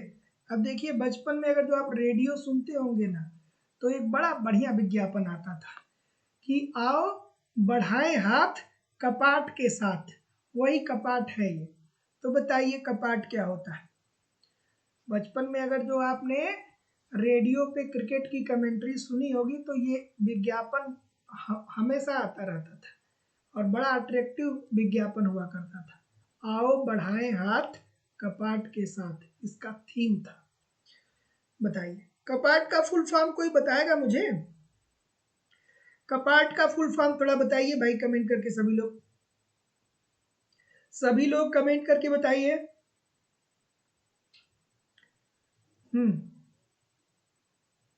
कपाट का full form council for advancement of people action and rural technology. ठीक है, council for advancement of peoples action and rural technology. और जो कपाट की स्थापना होती है वो कब होती है, ये भी ध्यान रखिएगा कि जो कपाट की स्थापना होती है वो कब होती है। तो कपाट की स्थापना 1986 में होती है और इसको चलाने के पीछे सरकार का उद्देश्य क्या था, ग्रामीण कल्याण कार्यक्रमों की सहायता एवं मूल्यांकन करना कि ग्रामीण इलाके में जो सरकार के द्वारा कार्यक्रम चल रहा है उस कार्यक्रम में ये अपना सहायता देता था कि किस तरीके से गांवों का विकास हो सके और साथ ही साथ ग्रामीण एरिया में जो सरकार की योजनाएं चल रही हैं उन योजनाओं का मूल्यांकन करना कपाट का काम था। तो option number B this is the right answer हो जाएगा। अगला, PL 751 क्या है बताइए। अब जो हमारे पुराने छात्र होंगे वो कहेंगे सर बच्चों वाला प्रश्न है, और जो पुराने नहीं होंगे जो अभी शुरू ज्वाइन किए हैं उनको लगेगा कि ये प्रश्न कहाँ से आ गया, ये तो आउट ऑफ सिलेबस है। तो आउट ऑफ सिलेबस कुछ नहीं होता है ना। आपके पेपर में कुछ प्रश्न आ जाते हैं ना जो आपको लगता है कि आउट ऑफ सिलेबस है, वो प्रश्न आउट ऑफ सिलेबस नहीं होते हैं। वो प्रश्न ऐसे होते हैं जिसकी आपने कभी प्रैक्टिस ही नहीं किया, जिसको आपने कभी देखा ही नहीं। और वो प्रश्न कब सही होंगे, जब आप इस प्रकार के सेशन को करेंगे। जैसे हमारी ये क्लास चल रही है, इस सेशन को रेगुलर देखते रहेंगे तो बड़े आराम से चीजें कवर हो जाएंगी। क्या उत्तर आ रहा है। ऑप्शन नंबर ए जितने लोग भी बोल रहे हैं सभी लोग का उत्तर ठीक हो जाएगा कि PL 751 क्या है। तो PL 751 भारत में बोई जाने वाली जौ की एक किस्म है। तो जितने लोग भी ए बोल रहे हैं सभी लोगों का उत्तर यहाँ पे बिल्कुल ठीक हो जाएगा। अगला प्रश्न, गोकुल ग्राम योजना किस राज्य सरकार द्वारा चलाई जा रही है। गोकुल ग्राम योजना किस राज्य सरकार के द्वारा चलाई जा रही है बताइए।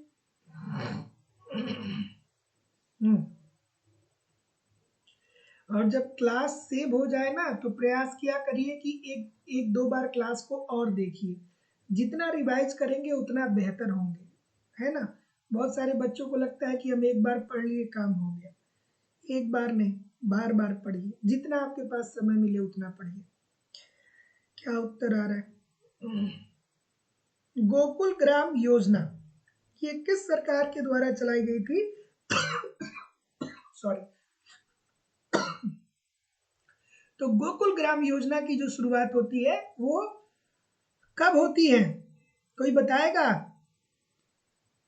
कोई डेट बताएगा, सन बताएगा, बताइए मुझे। मैंने आप लोगों को कई बार बताया है। तो गोकुल ग्राम योजना की जो शुरुआत हुई थी वो गुजरात में हुई थी। और इस योजना को चलाने के लिए पीछे सरकार का मुख्य उद्देश्य क्या था। तो मुख्य उद्देश्य ये था कि गांव को आत्मनिर्भर बनाया जाए।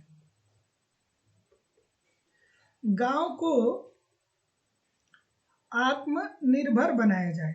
और गांव को आत्मनिर्भर बनाने के लिए सरकार क्या करेगी? सरकार सहायता करेगी।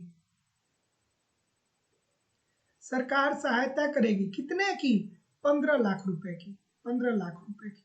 ठीक है। सो ऑप्शन नंबर सी, जितने लोग भी बोल रहे हैं सभी लोग का उत्तर यहाँ पे बिल्कुल ठीक हो जाएगा। तो गोकुल ग्राम योजना किस राज्य सरकार द्वारा चलाई जा रही है? तो गुजरात सरकार के द्वारा चलाई जा रही है। और इस योजना को चलाने के पीछे सरकार का मुख्य उद्देश्य था कि गांव को आत्मनिर्भर बनाया जाए। और गांव के को आत्मनिर्भर बनाने के लिए सरकार क्या करती है? 15-15 लाख रुपए का आवंटन करती है। अर्थात चुने हुए गांव को 15 लाख रुपए का वित्तीय सहायता उपलब्ध कराती है। अगला है कि प्रधानमंत्री ग्रामोदय योजना का आरंभ कब हुआ? अब देखिए, जो लेवल में आप लोगों को कराता हूं ना, यही सारे प्रश्न आप लोग के पेपर में आते हैं। यही सब डायरेक्टली इनडायरेक्टली मिलेंगे, है ना। बहुत जगहों पे मैं देखता हूँ बहुत सारी चीजें होती हैं, लेकिन जो मैं आपको करा रहा हूँ, जिस लेवल का प्रश्न करा रहा हूँ, यही सारे आपके पेपर में प्रश्न पूछे जाते हैं। बस तल्लीनता से जुड़े रहिए।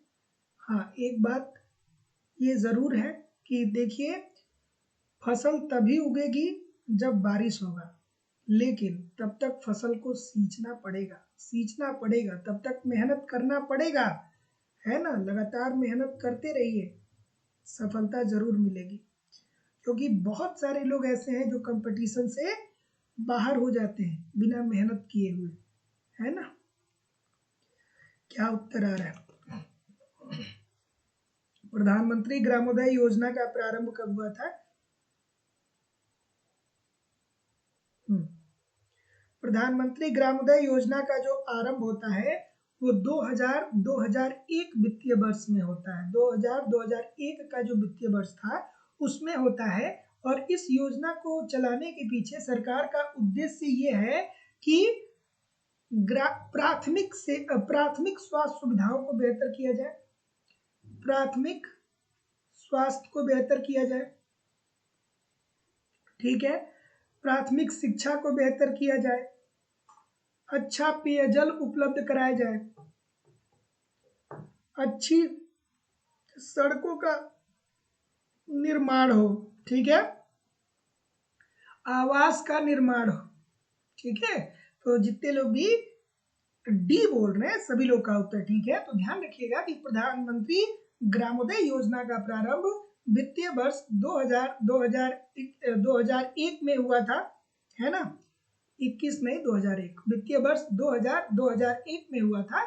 और प्रधानमंत्री ग्रामोदय योजना चलाने के पीछे सरकार का मुख्य उद्देश्य था कि गांवों को प्राथमिक स्वास्थ्य सुविधाएं दी जाए, अर्थात प्राथमिक स्वास्थ्य सुविधाएं बेहतर की जाए, गांव में शिक्षा का स्तर बेहतर किया जाए, पेयजल प्रोवाइड किया जाए, सड़कों की व्यवस्था हो, लोगों को आवास भी मिले। ऑप्शन नंबर डी अगला है कि प्रधानमंत्री ग्राम समृद्धि योजना तथा सुनिश्चित रोजगार योजना को समेकित कर विलय किया गया।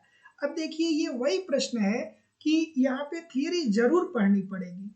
जब आप सरकार के द्वारा चलाई गई योजनाओं को पढ़ते हैं ना, तो जो लोग एप्लीकेशन पे एडमिशन लिए होंगे उन्होंने देखा होगा कि जितनी भी योजना चली सरकार की, जब से हमें आजादी मिली तब से लेकर के अभी तक सरकार की जितनी भी योजना चली सबको एक क्रम में मैंने पढ़ाया है। केवल इंडियन इकोनॉमी का मैंने 70 घंटे से ऊपर का क्लास लिया है। 70 से 80 क्लास केवल इंडियन इकोनॉमी का है। तो इंडियन इकोनॉमी को पूरा जोड़ लगा करके पढ़िए, ठीक है ना, बार बार। हाँ, ठीक है। अब जो लोग एक क्रम से इस योजना को नहीं समझेंगे उनको कुछ हवा लगेगा नहीं, क्योंकि यहाँ पे शब्द भी एक ही जैसे हैं सारे। हाँ, तो क्या उत्तर आ रहा है? जितने लोग भी क्या बोल रहे हैं, डी बोल रहे हैं ना, सभी लोगों का उत्तर यहाँ पे बिल्कुल ठीक हो जाएगा। Option number D, this is the right answer हो जाएगा संपूर्ण ग्रामीण रोजगार योजना में। तो जवाहर ग्राम समृद्धि योजना तथा सुनिश्चित रोजगार योजना को समेकित कर विलय कर दिया गया संपूर्ण ग्रामीण रोजगार योजना में। अगर जो आपने थियरी की क्लास पढ़ी होगी तो इस बात को मैं एक बार नहीं कई बार बार बार बार बार बार बार जोड़ दे करके वहां पे आप लोगों को बताया था। और देखिए कितने सारे लोग इस प्रश्न को गलत कर रहे हैं। बहुत सारे लोग ए कर रहे हैं, है ना। ए करेंगे तो कैसे होगा, सब गलत हो गए। तो जितने लोग भी डी बोल रहे हैं सभी लोगों का उत्तर यहाँ पे एब्सोल्युटली 100% ठीक हो जाएगा। यही प्रश्न डिसाइडर होते हैं जो आपको सिलेक्शन दिलाते हैं, है ना। और इसीलिए मैं बोलता हूँ कि थियरी जरूर पढ़ा करिए। आप लोगों को एप्लीकेशन लाइव स्टडी इलाहाबाद के मोबाइल एप्लीकेशन पे अलग अलग बैच देखने को मिलेगा। और अलग अलग बैचेस में आपको सिलेबस के अनुसार कंप्लीट थियरी पढ़ाई जा रही है, मेरे द्वारा ही पढ़ाई जाती है। सिंपल सटीक साधारण भाषा में थियरी पढ़िए। कंप्लीट नोट्स भी दिया जा रहा है, मेरी खुद की हैंड राइटिंग का जो मेरा नोट्स है वही मैं आप लोगों को प्रोवाइड करा रहा हूँ। तो एक तरफ नोट्स पढ़िए, एक तरफ थियरी पढ़िए, दूसरी तरफ नोट्स पढ़िए। टेस्ट सीरीज दीजिए, गलतियों को पहचानिए, उसमें सुधार करिए। प्रीवियस ईयर भी दिया जा रहा है, उसको पढ़िए। करंट पढ़िए, यूट्यूब पे प्रैक्टिस करिए कहाँ से प्रश्न बनेगा। सब कुछ कवर हो जाने वाला है। कम समय में आप इकोनॉमिक्स को सीख पाएंगे और सफलता सुनिश्चित कर पाएंगे। तो जो लोग भी एडमिशन लेना चाहते हैं डिस्क्रिप्शन बॉक्स में जाइए, लाइव स्टडी इलाहाबाद के मोबाइल एप्लीकेशन का लिंक दिया गया है। एप्लीकेशन को डाउनलोड करके और जिस परीक्षा की भी आप तैयारी कर रहे हैं आप डायरेक्ट वहां से कोर्स परचेज कर सकते हैं। सभी परीक्षाओं के लिए अलग अलग बैच आपको वहां पे मिल जाएंगे। या किसी भी प्रकार की आपकी इंक्वायरी है तो आप मुझे इस नंबर पे कॉल कर सकते हैं या व्हाट्सएप मैसेज भी कर सकते हैं। चलिए क्या उत्तर आ रहा है, क्या उत्तर आ रहा है। भारत सरकार द्वारा राष्ट्रीय कृषि बीमा योजना क्रियान्वित की गई, कब की गई भाई।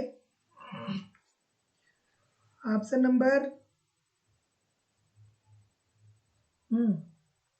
डी बोल रहे हैं 1999।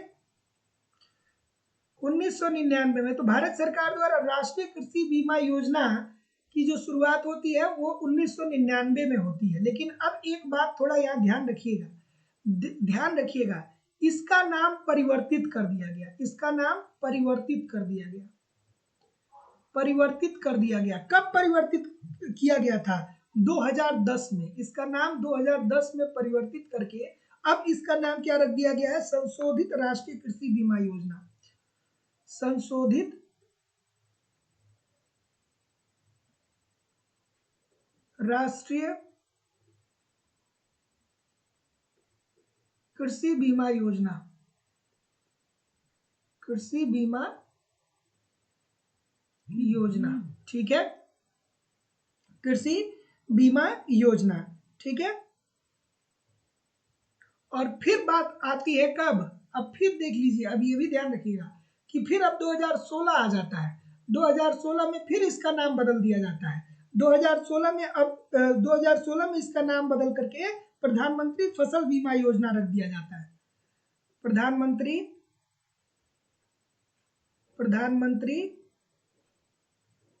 फसल बीमा योजना, है ना। सो इस बात को आप जरूर ध्यान रखिएगा, इंपॉर्टेंट है।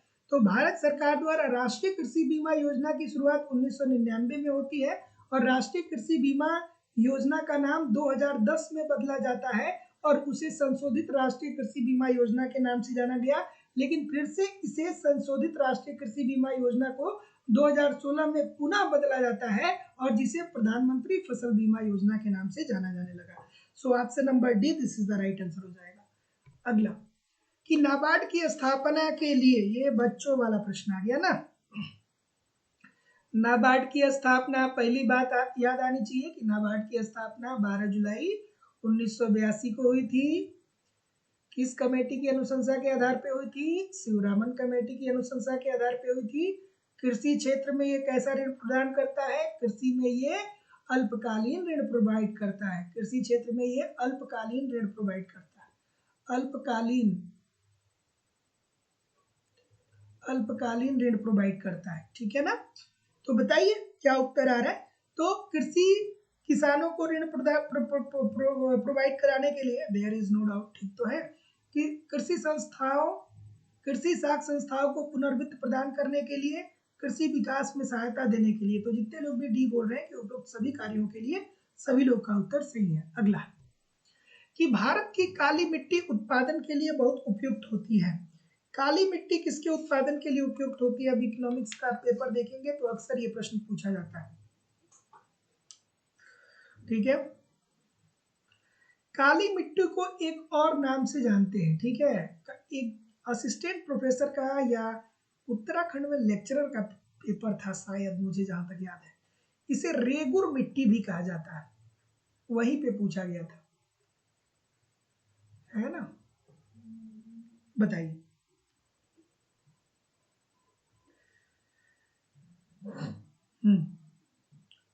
तो जितने लोग भी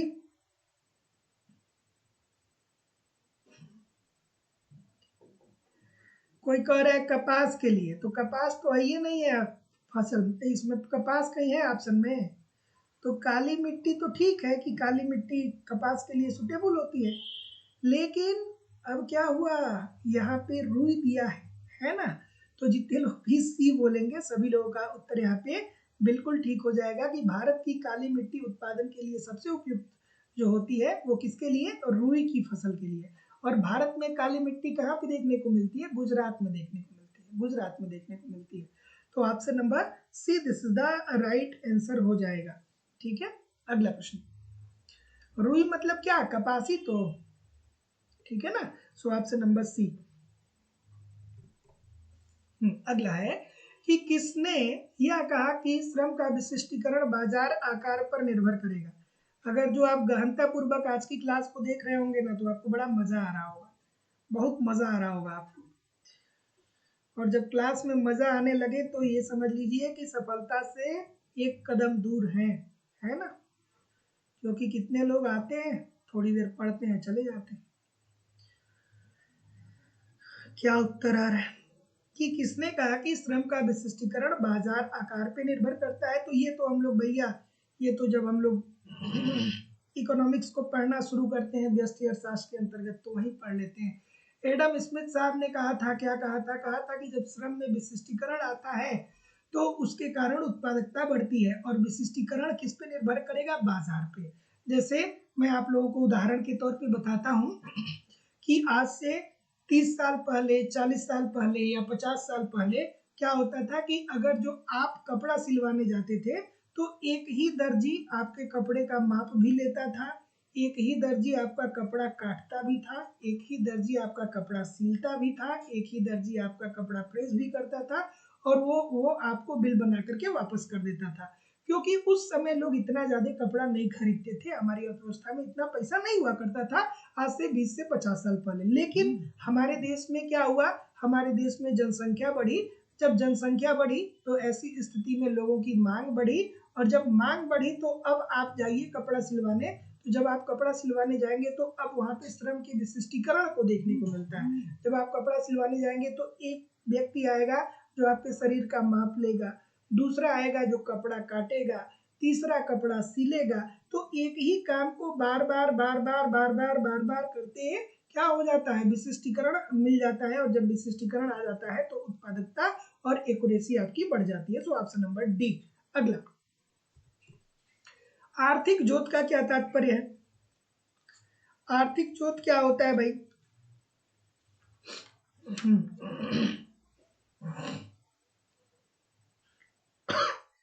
थोड़ा एक बार लाइक कर दो यार, और जो लोग भी चैनल पे नए हैं चैनल को सब्सक्राइब करके बेल आइकन को क्लिक कर दीजिए। प्रत्येक दिन शाम को 7:10 पे मैं लाइव आ जाता हूँ, ठीक है? और डिस्क्रिप्शन बॉक्स में जाइए, लाइव स्टडी इलाहाबाद के व्हाट्सएप चैनल का लिंक है, लाइव स्टडी इलाहाबाद के टेलीग्राम चैनल का लिंक है, आप मुझे वहां भी ज्वाइन कर लीजिए। क्या बोल रहे कि आर्थिक जोत का तात्पर्य होता है? तो आर्थिक जोत क्या होता है भाई?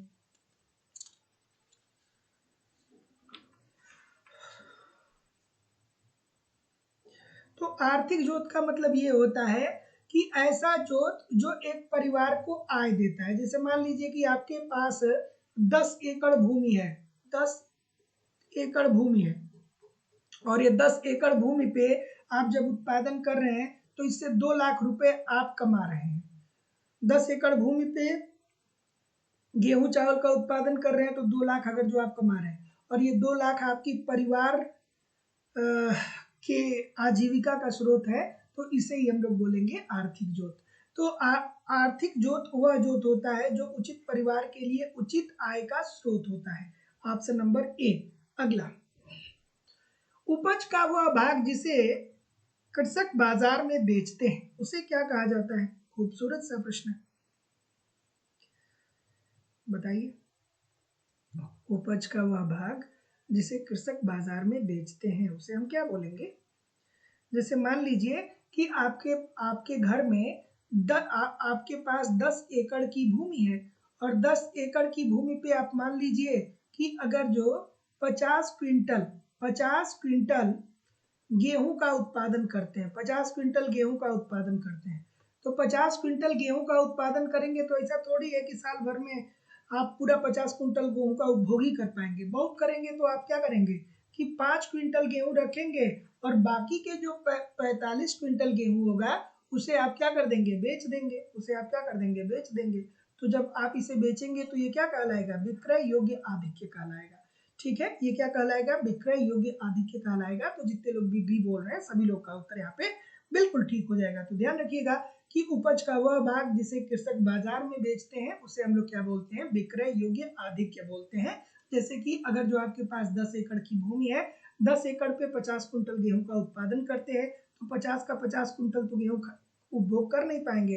5 ही कुंटल का उपभोग मान लीजिए आप कर पा रहे हैं, तो 45 कुंटल आपके पास एक्स्ट्रा है, तो 45 कुंटल को आप बेच देंगे, तो उसे हम लोग क्या बोलेंगे, विक्रय योग्य आधिक्य बोलेंगे।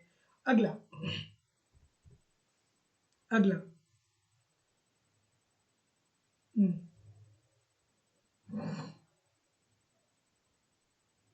हम्म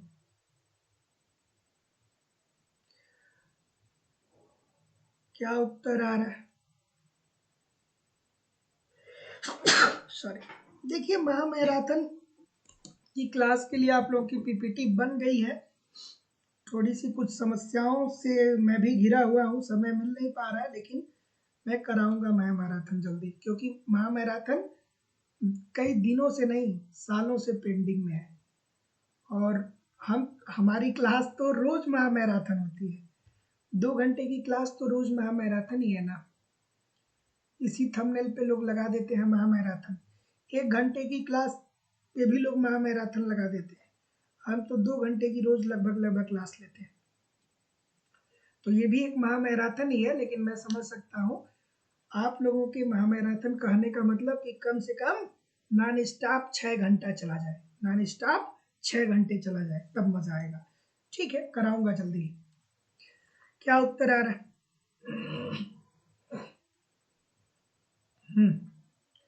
इस प्रश्न को बताइए। तो भारत में कृषि की आधारशिला का श्रेय किस अर्थशास्त्री को जाता है? तो प्रकृतिवादी स्कूल के जो अर्थशास्त्री थे उनको जाता है। और उन्होंने क्या कहा था, उन्होंने कहा था कि कृषि में उत्पादन वृद्धि नियम क्रियाशील होता है। ठीक है ना। सो ऑप्शन नंबर, जितने लोग भी बी बोल रहे हैं सभी लोग का उत्तर ठीक हो जाएगा। अगला, कृषि आय पर कर कौन लगाता है? कृषि पे कर कौन लगाता है? केवल और केवल कृषि पे जो कर होता है वो राज्य सरकार के द्वारा लगाया जाता है। कृषि से आय पर जो कर होता है वो राज्य सरकार के द्वारा लगाया जाता है। अन्य प्रकार के जितने भी कर होते हैं वो केंद्र सरकार के द्वारा लगाया जाता है। ठीक है।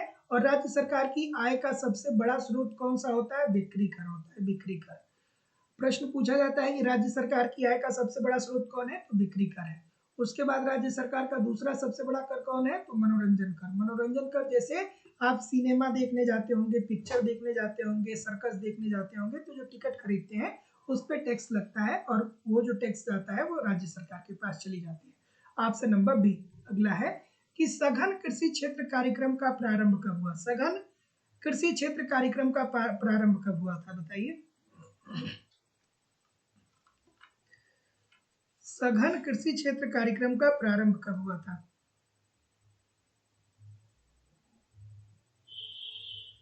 ठीक है।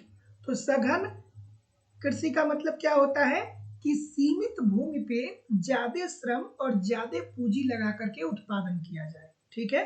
सघन कृषि का मतलब क्या होता है कि सीमित भूमि पे ज्यादा पूंजी और ज्यादा श्रमिक लगा करके उत्पादन किया जाए।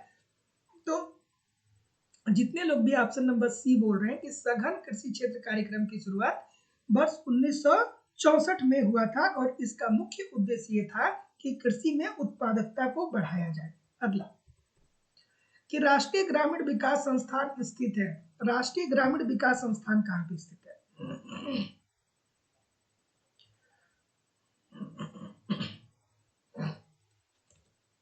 बताइए। राष्ट्रीय ग्रामीण विकास संस्थान स्थित है। कहाँ पे स्थित है भाई? सो जितने लोग भी ऑप्शन नंबर क्या बोल रहे हैं, हैदराबाद में है ना, हैदराबाद में है ना। तो जितने लोग भी हैदराबाद बोल रहे हैं, ये प्रश्न कई बार पूछा गया है। तो राष्ट्रीय ग्रामीण विकास संस्थान हैदराबाद में है। अगला कि निर्मल ग्राम पुरस्कार संबंधित है। निर्मल ग्राम पुरस्कार किससे संबंधित है? अब सबसे पहले तो पता होना चाहिए कि इसकी शुरुआत कब होती है। तो निर्मल ग्राम पुरस्कार योजना की जो शुरुआत होती है वो कब से होती है? वो होती है 15 अगस्त 2003।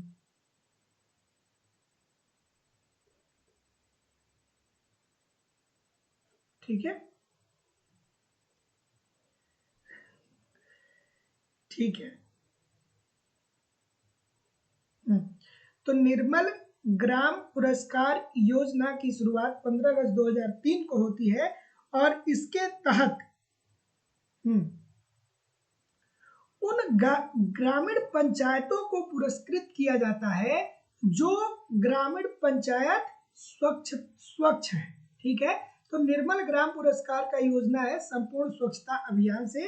तो ध्यान रखिएगा कि निर्मल ग्राम पुरस्कार योजना 15 अगस्त 2003 में इसकी शुरुआत हुई थी और इसका मुख्य उद्देश्य ये था कि जो पंचायत स्वच्छ है उनको सरकार पुरस्कृत करे। Option number D this is the right answer हो जाएगा। कमेंट करके बताइए कितने प्रतिशत प्रश्न आपके सही हुए।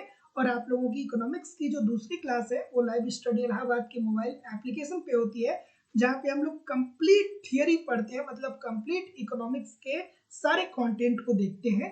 तो लाइव स्टडी इलाहाबाद के मोबाइल एप्लीकेशन पे इकोनॉमिक्स के अलग अलग बैच चलाए जा रहे हैं और अलग अलग बैचेस में आपको आपके सिलेबस के अकॉर्डिंग एक रणनीति के तहत इकोनॉमिक्स के कंप्लीट कंटेंट दिए जा रहे हैं। जैसे कि आपको आपके सिलेबस के अनुसार कंप्लीट थियरी पढ़ाई जा रही है, इसकी लाइव क्लास होती है।